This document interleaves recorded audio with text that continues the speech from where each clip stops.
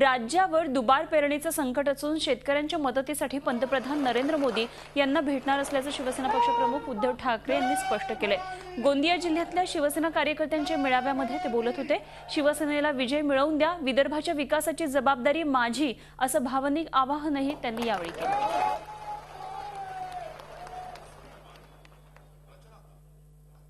तुम्हाला सांगितलं की केंद्रात सरकार येऊ द्या, मी स्वतः मोदींकडे जाईल आणि जाणार।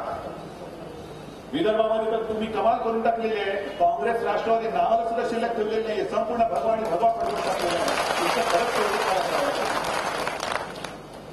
आणि विदर्भातल्या तमाम मते आपल्या नाना असतील इथे पूर्ण तिथपर्यंत सगळ्या आपल्या खासदारांना मी सांगतो की चला आपण जाऊया आणि मोदींना सांगूया की या विदर्भाने तुम्हाला पूर्ण 100% ते 100% दिलेले आशीर्वाद दिलेले आहेत। आता तुम्ही आमच्या मदतीला या।